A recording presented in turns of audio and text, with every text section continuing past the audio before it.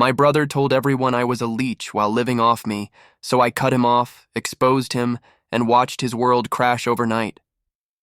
I'm a 30-year-old guy, and for as long as I can remember, I've been the responsible one. My mom used to say it like a compliment, but to me, it always felt like a sentence. My younger brother, Ryan, was the dreamer, the free spirit, the one who needed understanding. That left me to be the adult. Even when I was just a kid myself, when our dad walked out, Mom worked 2 jobs just to keep the lights on. I started bagging groceries at 15, paying for school supplies and helping with rent. Ryan, meanwhile, was out with friends, talking about how he was meant for something bigger. He'd come home at 2 a.m., smelling like smoke, and Mom would just sigh and say, "He's still finding himself." I'd stare at her over the kitchen table, wondering when I'd be allowed to find myself too. Still, I never complained. I told myself that's what family is. You hold each other up no matter how heavy it gets.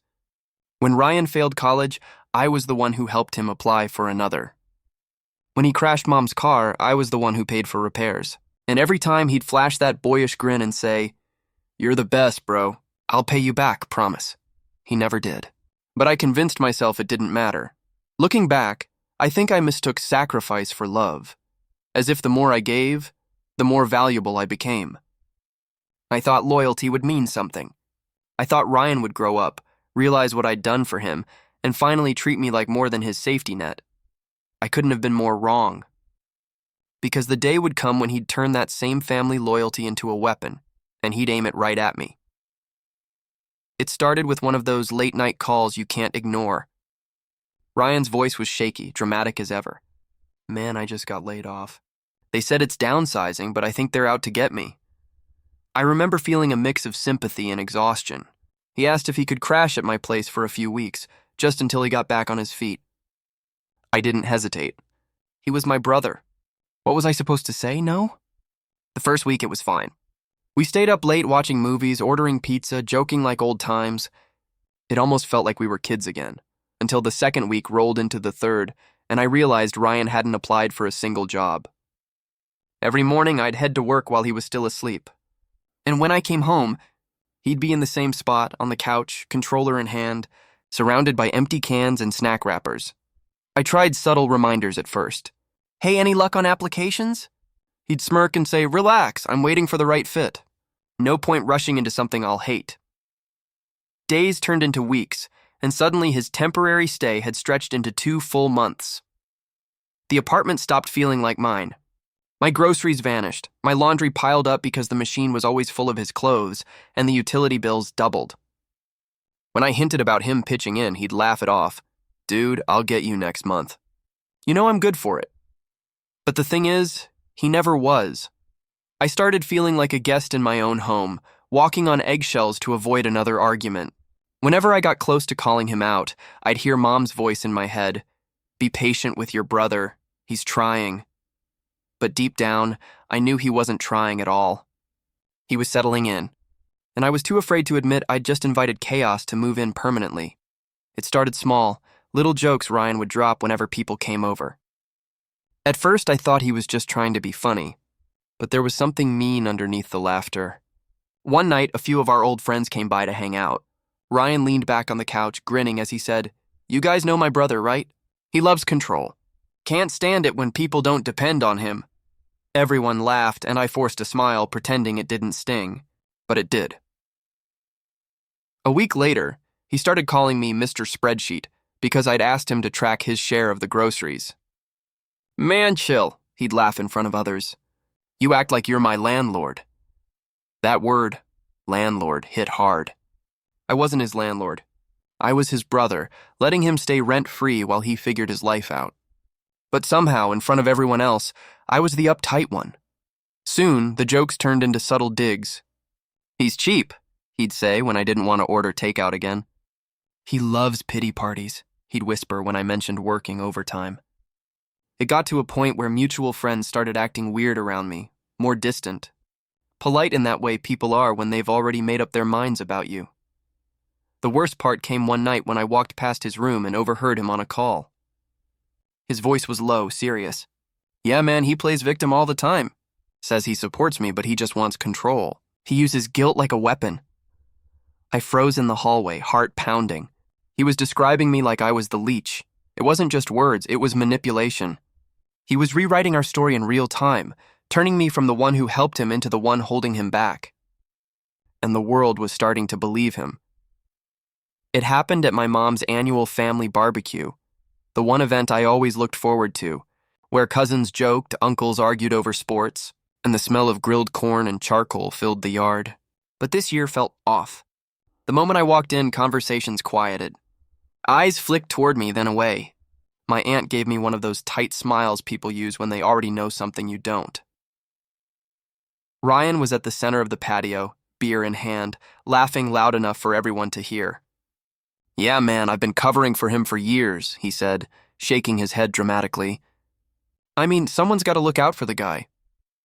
People nodded along, some even patted him on the back like he was some kind of hero. I froze mid-step. "Covering for me?" He was living off me. I wanted to believe I'd misheard, but then my cousin pulled me aside and whispered, "Dude, I didn't know you were struggling so bad. You should have said something instead of leaning on Ryan." My stomach dropped. That's when it hit me. He'd told them all. Every one of them thought I was the mooch. I found Mom by the grill and tried to explain, my voice trembling. "Mom, he's lying. You know I've been paying his way, not the other way around." She sighed, brushing sauce onto a tray of chicken. "Sweetheart, don't make drama. You know, your brother struggles. Just let it go." That sentence hit harder than anything Ryan ever said. Don't make drama. It was the same script she'd used my whole life, to excuse him, to silence me. By the time I left, my hands were shaking. The laughter from the backyard followed me out like an echo of mockery. Ryan had finally done it. He'd flipped the story, and the world believed him. I came home late from work one night, bone-tired, hoping to just crash on the couch. But the second I opened the door, a glow lit up the entire living room. A brand new gaming setup, triple monitors, LED lights, the whole thing. Ryan sat there, headset on, shouting into the mic like he was streaming for thousands. "Where the hell did you get that?" I asked, trying to stay calm. He didn't even pause his game. "Oh, don't freak out, bro. I ordered it online. You'll see the charge later." At first, I thought he was joking. Then I checked my wallet. My credit card was gone. "You used my card?" I could hear my heartbeat pounding in my ears. He finally muted his game and looked up with that lazy grin I'd come to hate. "Relax," he said, stretching like this was some small misunderstanding. "You owe me anyway for all the emotional labor I've done for you. You think I don't notice how draining you are?" For a second, I just stood there frozen. Emotional labor? This man had turned my life upside down, leeched off me for months, and now he was calling me a burden. Something inside me went cold, like a fuse had blown. I didn't yell. I didn't throw him out. I just went quiet, because in that silence, something shifted. The pity I'd been carrying for him turned into pure clarity. I finally saw him for what he was, not my struggling brother, not a victim of circumstance, but a manipulator who mistook kindness for weakness.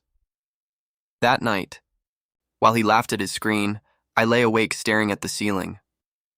My mind wasn't spinning in anger anymore, it was planning. If Ryan wanted to play games, I'd give him one he'd never forget. After that night, something in me shut off. The part that always made excuses for Ryan. I stopped arguing, stopped explaining, stopped trying to get him to see reason. On the surface, I acted the same, but inside everything had changed. While he slept until noon and bragged to his friends about how chill I was, I started collecting receipts, literally and figuratively. Every credit card statement, every transfer, every text where he promised to pay me back soon. I even recorded our casual conversations when he joked about living the good life. It wasn't just about revenge anymore. It was about proof. Proof that I wasn't crazy, that I hadn't imagined the manipulation. I barely slept those weeks. My brain ran nonstop, piecing together the puzzle of his deceit. I learned that when you've been gaslit long enough, the truth becomes your only form of sanity. I'd sit at the kitchen table long after midnight, the glow of my laptop lighting up the mess he left behind. Empty bottles, crumbs, discarded wrappers. It was like staring at a physical map of everything he'd taken from me. Then came the next step, getting out. Quietly, I met with a lawyer who explained the process of evicting a family member. "It won't be easy," she warned. "But if he's not paying rent, you have rights." That sentence alone felt like oxygen. For the first time in years, I wasn't Ryan's safety net. I was his wake-up call. By day, I kept pretending nothing had changed. By night, I planned every move. Each document I saved felt like reclaiming a piece of myself. I wasn't just plotting an exit, and I was building freedom, one screenshot at a time. And Ryan? He had no idea that his favorite enabler had quietly turned into his biggest threat. I waited until everything was ready. The documents, the lawyer's advice, the new apartment lined up across town. My plan had been to keep it calm, straightforward, maybe even civil. But when you've lived with someone like Ryan long enough, you forget that civility is a foreign language to them. One Saturday morning, I sat him down at the kitchen table. The air felt heavy, like even the walls knew what was coming. "Ryan," I started, keeping my tone steady, "it's time for you to move out. I've given you enough time to get on your feet." He blinked at me, then laughed, a hollow, mocking sound. "Are you serious right now? You're kicking me out? After everything I've done for you?" "Everything you've done for me?" I repeated, my voice barely above a whisper. "Ryan, you've drained me dry. You haven't paid a single bill." His face twisted, eyes flashing with that dangerous blend of arrogance and self-pity. "You're so ungrateful," he spat. "You act like you're some saint. You need me here and you'd be miserable without me. I built this home emotionally." That line. I built this home emotionally. It would have been laughable if it didn't sting so much. When I told him he had 2 weeks to leave or I'd make it legal, he lost it. His voice rose to a scream, accusations flying like shrapnel. "You're selfish. You're jealous. You can't stand when I'm happy." Then, in a flash of rage, he grabbed the nearest mug and hurled it across the room. It shattered against the wall, coffee splattering like blood. He stormed out, slamming the door so hard the frame shook, shouting, "I'll make everyone see who you really are." For a long time, I just sat there, staring at the broken mug, the silence ringing in my ears. That's when it hit me. Ryan wasn't my brother anymore. He was an enemy wearing a familiar face. A week passed after that explosion, and Ryan kept his distance. The apartment felt heavier without him in it, quiet but not peaceful. I thought maybe, just maybe, the storm had passed. I was wrong. The real damage was only beginning. It happened on a Tuesday morning. My manager called me into his office, that polite tone people use before delivering bad news. "Hey," he started carefully, "I just wanted to check in about your situation." My stomach dropped. "What situation?" He hesitated, glancing at an email open on his screen. "Someone contacted HR saying you've been financially supported by your brother and may have misrepresented your income on a project report." For a moment, I couldn't breathe. The words didn't make sense. Supported by my brother? I was the one paying his bills, not the other way around. My pulse hammered in my ears as I stammered, "That's not true." My boss nodded slowly. "I figured there was more to it, but HR still has to look into it. Just be careful who you share personal details with." His tone wasn't cruel, but there was a flicker of doubt behind his eyes. The kind that lingers? The kind Ryan counted on. When I left the office, my hands were shaking so badly I could barely hold my phone. I already knew who was behind it. Ryan had always bragged about knowing people everywhere. Now I realized what that really meant, people gullible enough to believe his lies. That night, sitting alone in the dark, I stared at my reflection in the TV screen. I looked like someone halfway erased, and that's when something in me hardened. I was done being the quiet one. Done being polite. If Ryan wanted to destroy me publicly, then fine. I'd give him a show. But this time, the truth would be my weapon, and I wouldn't miss. After the stunt he pulled at my job, something inside me snapped for good. I wasn't going to scream or fight or beg anymore. I wanted precision. I wanted proof. And I wanted Ryan's downfall to be built from his own words. So I texted him, "Dinner? Let's talk things through." No drama. Predictably, he agreed. Narcissists always do when they think they're winning. We met at this sleek little restaurant downtown, the kind with soft lighting and overpriced appetizers. He showed up 15 minutes late, grinning like nothing had ever happened. "Glad you finally came to your senses," he said, tossing his keys on the table. "I knew you'd realize you can't do life without me." I smiled, pretending to play along. My phone, tucked discreetly under my napkin, was already recording. "You really think people believe that?" I asked casually. He leaned back, smirking. "Oh, they don't just believe it, they prefer it." You're too boring to defend yourself. People love my version better. Makes for a better story, right? He laughed, sipping his drink. Each word hit like a hammer, but I kept my face neutral, nodding as if he was some kind of genius. He kept going, bragging about how even Mom bought it and how image is everything. I watched him dig his own grave, one arrogant sentence at a time. When the waiter brought the bill, I slid my card across the table and looked him straight in the eye. "You're right," I said quietly. "People do love a good story. I'll make sure they hear the real one soon." He chuckled, thinking it was another empty threat. "Sure, man. Whatever helps you sleep." But as he walked out, still smirking, I knew he'd just handed me everything I needed. The trap was set. And this time, it wasn't me who'd lose sleep. It took me 3 nights of no sleep to piece it all together. Every bank statement, every text, every voice recording, organized, labeled, airtight. I built a digital archive that told the story exactly as it happened. Not the fantasy Ryan had spun, but the raw, ugly truth he'd hidden behind his charm. When I was done, I stared at the folder on my laptop. It didn't feel like revenge. It felt like freedom. I created an anonymous email account and started sending it out, one message at a time. Family first, then close friends, then my manager and HR. Each email included nothing but the receipts and a short line. Here's what really happened. By the next morning, the storm had hit. My phone lit up with messages, stunned, apologetic, awkward. My aunt texted, "Oh my God, I had no idea." My mom left a voicemail, her voice trembling, saying, "I wish you told me sooner." Even HR replied formally, acknowledging the misunderstanding and clearing my record completely, but I didn't respond to anyone. I didn't need to. The truth was finally doing what my voice never could, cutting through the lies. Meanwhile, Ryan's social media went silent. Friends who'd once sung his praises suddenly unfollowed him. Mutual acquaintances shared my screenshots in group chats, connecting dots I didn't even know existed. His good guy mask cracked overnight, and everyone saw the parasite underneath. I didn't gloat. I didn't post a thing. I just sat in the same living room where he'd once mocked me, the faint hum of my computer filling the quiet. For years, I'd defended him. For months, he'd tried to destroy me. But now, the evidence spoke louder than either of us ever could. And for the first time in a long time, Ryan's laughter wasn't echoing through my walls. Only silence. Sweet, undeniable silence. The fallout was faster than I expected, like watching a glass tower shatter in slow motion. Within days, Ryan's perfectly curated world began to crumble.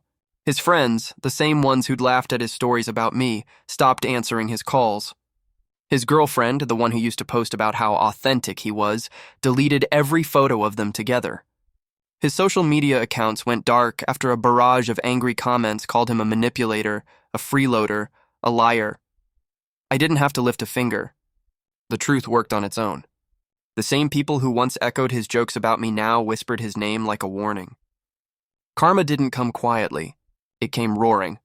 Mom called a few days later, her voice breaking over the phone. "Why didn't you tell me sooner?" she asked between tears. I didn't have an answer that would make sense to her. How could I explain the exhaustion of being doubted for years? The way silence becomes survival when no one listens? All I said was, "You wouldn't have believed me then, Mom." And she didn't argue. She just cried. Meanwhile, Ryan tried everything. First, guilt. "I'm your brother, man." "You really did this to family?" Then anger. "You'll regret this. You think people respect you now? They'll turn on you next." His messages alternated between apologies and threats like a broken pendulum, desperate to find something that still worked on me. But I didn't reply. Not once. I wasn't ignoring him out of spite. I just didn't owe him my energy anymore. Watching him unravel wasn't joyful. It was sobering. I'd spent my whole life holding him together. Now I was watching him face what I'd always shielded him from, consequences. And for the first time, I realized justice doesn't always look like revenge. Sometimes it looks like simply walking away while their lies burn behind you. It was almost midnight when the pounding started on my door. At first I thought it was a neighbor, maybe an emergency. But then I heard the voice, slurred, desperate, familiar. "Bro, open up! Please, man, I need to talk." Ryan. I froze. It had been weeks since I'd heard from him. I should have ignored it, but something deep in my chest, Old habit, maybe guilt, made me unlock the door. He stumbled in, reeking of alcohol, eyes red and wild. His clothes were wrinkled, his hair unkempt. The confident, charming brother everyone once adored looked hollow. "I've got nowhere to go," he said, collapsing onto the couch. Everyone turned on me. "You're all I've got left." For a moment, I felt it, that old pull, that instinct to fix things. I almost offered him water, maybe a blanket. But then his tone shifted. "You think you're better than me now, huh? Sitting in your clean little apartment, acting all righteous." He let out a bitter laugh. "You're pathetic." "Always have been." The words sliced through the air like glass. I stared at him, realizing that even now, at his lowest, he couldn't stop attacking. His apologies weren't real. They were bait. And pity was the hook. Something inside me snapped, quietly but completely. I stood up and said, "You need to leave." He blinked, confused. "I mean it, Ryan. I can't do this anymore." He tried to guilt-trip me again, muttering about family and loyalty, but it all sounded hollow. I opened the door and waited. After a long pause, he staggered out into the night, mumbling curses under his breath. When I closed that door, I didn't just shut him out. I shut out every version of myself that had lived in his shadow. For the first time in years, the silence didn't hurt. It felt clean. Pity had been the last chain, and I'd finally broken it. After that night, I knew words weren't enough. Ryan didn't understand boundaries. He only understood consequences. The next morning, I drove straight to the courthouse and filed for a restraining order. My hands shook as I filled out the paperwork, but my heart didn't. For once, I wasn't doing what felt nice. I was doing what was necessary. Within weeks, I changed everything. New apartment, new number, even a new job in a different part of town.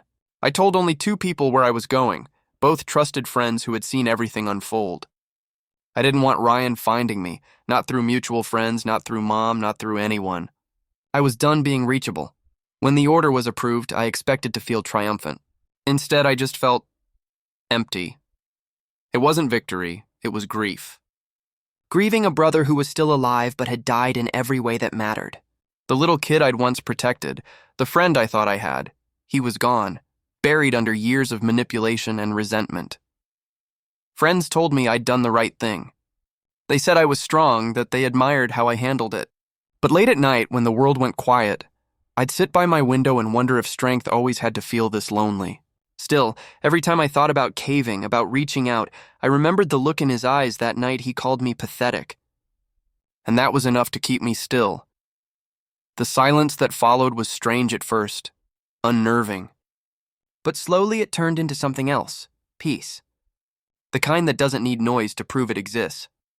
For the first time in my life, I wasn't carrying anyone else's chaos. Just my own, and that was more than enough. Months passed, and the quiet that once felt foreign began to feel like freedom. My apartment no longer carried his chaos.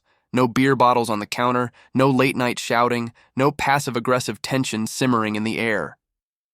For the first time in years, I could hear myself think. I started therapy, something I should have done long ago.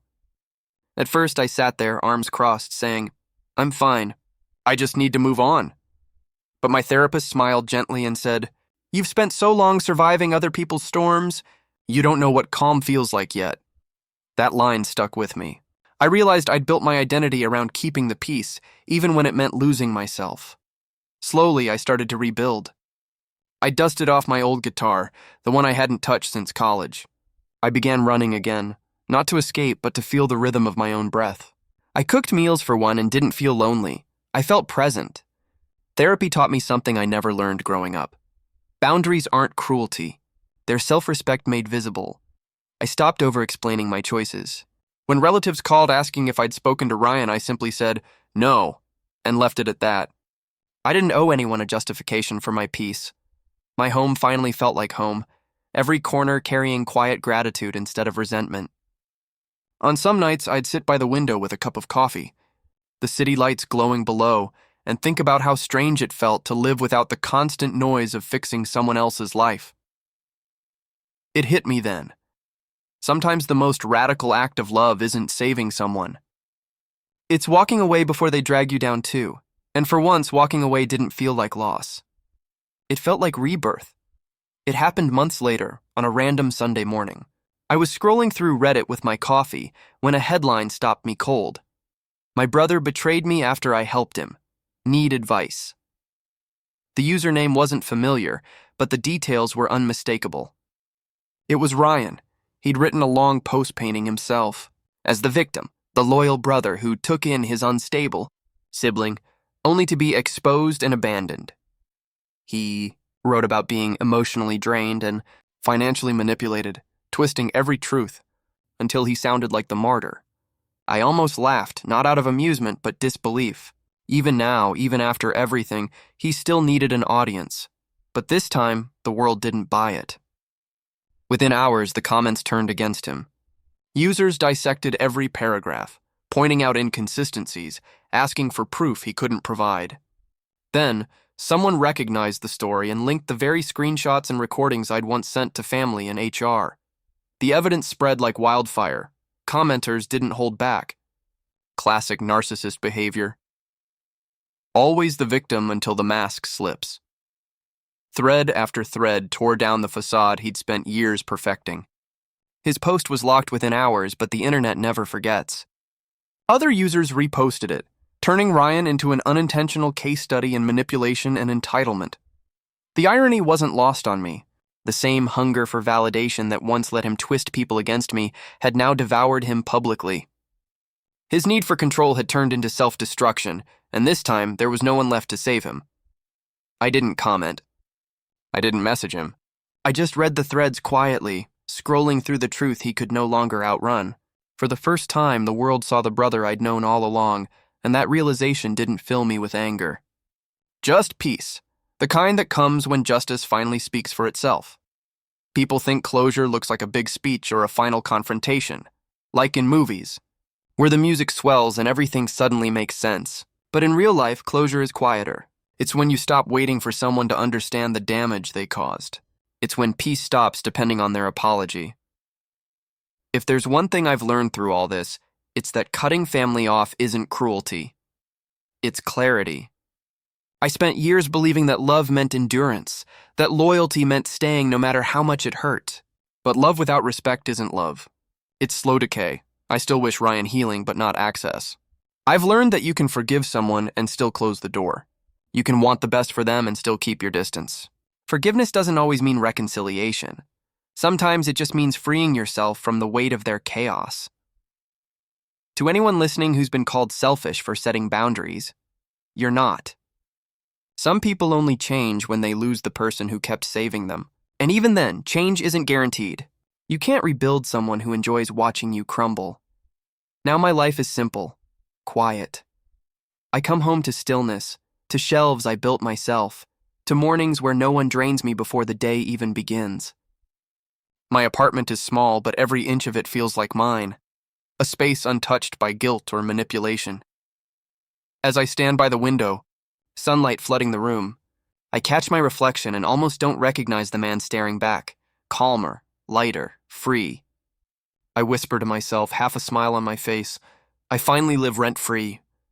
In my own mind, no applause, no revenge, just peace. The kind you don't perform for anyone, the kind you earn by finally walking away.